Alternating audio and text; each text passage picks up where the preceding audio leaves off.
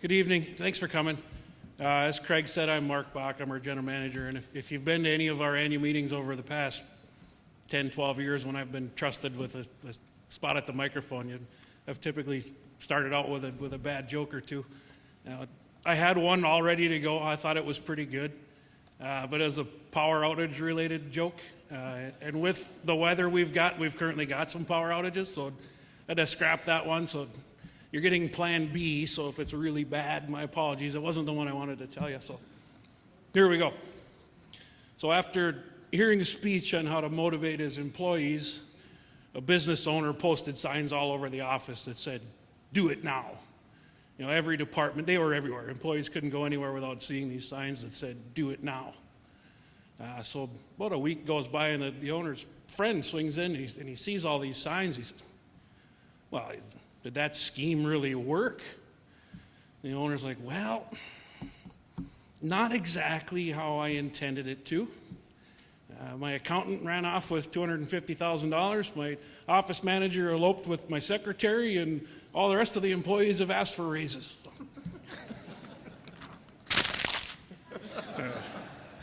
Okay, back to business. Thanks, Craig. I'll start out just keeping with that theme of "Are we there yet?" and expand on Craig's comment that no, we are not. If you came to last year's annual meeting up in Cromwell, I was standing here telling you about material costs and supply chain challenges that we were dealing with and challenges, and it said that the average increase of the cost of our line materials had gone up more than 30% from pre-pandemic levels. So a year later, I'm standing here, and now I've got to tell you that the average cost has exploded to more than 70% higher than pre-pandemic levels for our line materials. Now, these are the things we use to construct the distribution system: poles, wires, transformers. Those items are what I'm talking about. A few examples: a substation transformer, which historically was in the $350,000 range, is now pushing over $1 million just for the substation transformer we've seen an increase in a period of about 3 years.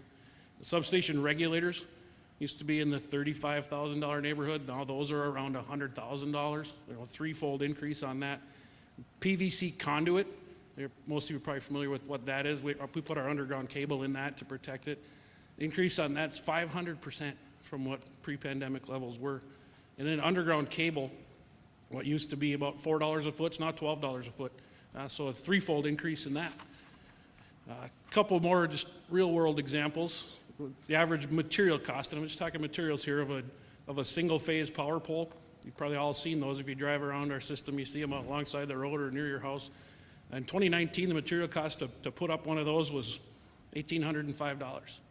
By the end of 2022, those materials were over $3,000 just to put up a pole. 25 kVA pad mount transformer, some of the green boxes you'd see. 2019 was just short of $1,500 to buy one of those. By the end of 2022, it was pushing $3,000 just for the transformer. And we're not sure if or when any of those prices will come back down or regulate to something more historic. In addition to just the cost, we're seeing some of the problems are related to lead times. Materials that historically had lead times in days or weeks, sometimes months. Now they're delayed months or even years. That substation transformer I told you about, that's now pushing $1 million. In addition to that, that's got a lead time of 2 to 3 years to even be able to get one. We've got 45 substations throughout our system, and we rebuild one a year. They've got a lifespan, a useful life of 40 to 50 years. If we didn't rebuild one every single year, we wouldn't get back to any of them before the end of their useful life. So we've got to stay ahead of it. And if we do one every single year, it's got to last 45 years before we get back to it. So these are things we have to do. The substation regulators and that underground cable I mentioned, those lead times are pushing 2 years. So what it's led us to have to do, our engineering team and our operations team, they're now having to plan jobs 2 to 3 years in advance. Just so we know what our material needs are going to be and we can get that stuff ordered. Engineering team is now working on jobs that are slated for construction or completion in 2025.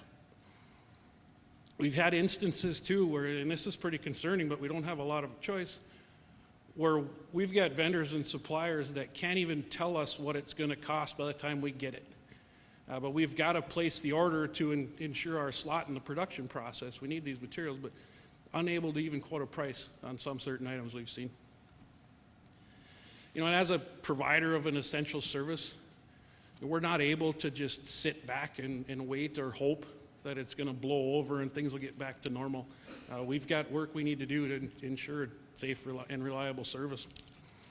And kind of concerning, or very concerning, you start talking to suppliers and manufacturers, they're expecting it's going to get worse before it gets better. A big challenge from a manufacturing standpoint right now is availability of the workforce. They're not able to meet the current demands that they're seeing because they're not able to find employees. They could expand their factories, but they're not able to find enough people to do the work to expand their capacity. An unintended consequence, too, of some of the federal stimulus money, the Inflation Reduction Act, and those types of things, in our industry, that's had the opposite effect. It has made lead times worse and prices higher because there's government incentives to do projects which require the things that were already hard for us to buy. So it has created increased demand across the whole country for the things that were already hard to get. And the rising costs don't stop at materials. If you switch over to contractor labor that we would use for construction projects, has increased 35% just from last year. 2021, we made a decision to hire 10 additional line workers. Their main goal was to work on construction projects. That's what they do for us, 10 construction line workers, and they work on our age-related replacements.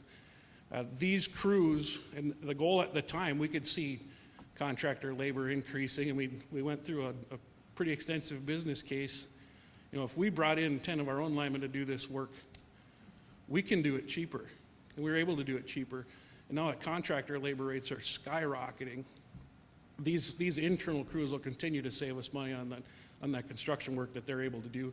They're not able to do it all, but our 10 guys do a pretty good portion of the 75 miles of age-related work we have to do every year.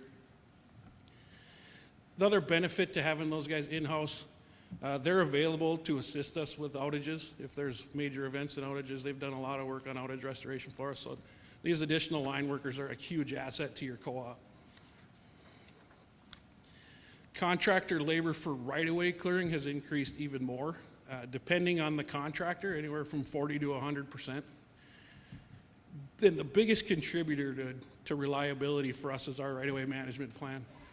3 years ago, we completed what we call the first cycle of our integrated vegetation management plan. It's a fancy term for tree clearing, right-of-way maintenance. We're now in the third year of the second cycle. We're seeing that work pay dividends. We had a few major storms last year that might not feel like reliability has gotten better, but this tree clearing has provided benefits in the form of better reliability. With the growth that we have, vegetation growth in our region, it's critical that we clear and maintain those corridors on a rotating basis. And for us, where we're at, if we waited longer than 7 years to revisit a sectional line, the cost to clear that vegetation and the difficulty of the work would increase if we don't get there within 7 years again. Dan Kingsley will come up during his portion, the president of Lake Country Power Holdings, and he'll expand in some detail on our decision to sell our 2 subsidiary companies at the beginning of 2022 and how that decision has insulated us from some of these contractor labor price increases. If you came to any of our district meetings, we do a member meeting in every district for the couple months leading up to this annual meeting. You heard me talk extensively on the carbon-free by 2040 legislation. I'm not going to get into that tonight. Probably good for my blood pressure that I don't. We've got Mark Fagan from Great River Energy here. He'll get into that and give you GRE's perspective on that legislation.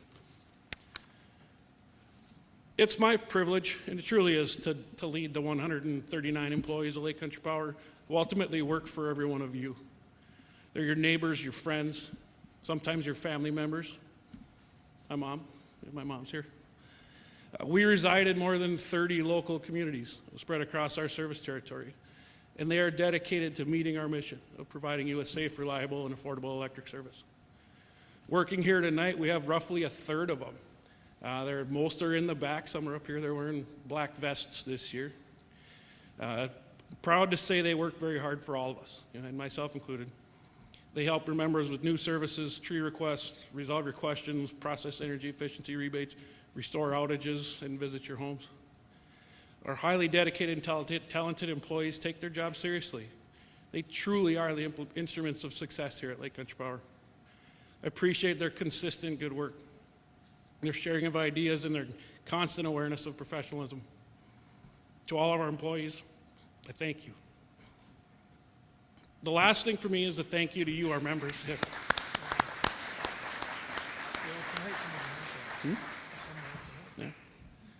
Yeah, so some of those employees that aren't here are out restoring power, and some of those power outages here in Carleton County or Aiken County, there's ice hanging on the lines, and when that happens, it's hanging on the trees, and the trees hit the lines, so some of them aren't here. But last thank you is to you, our members.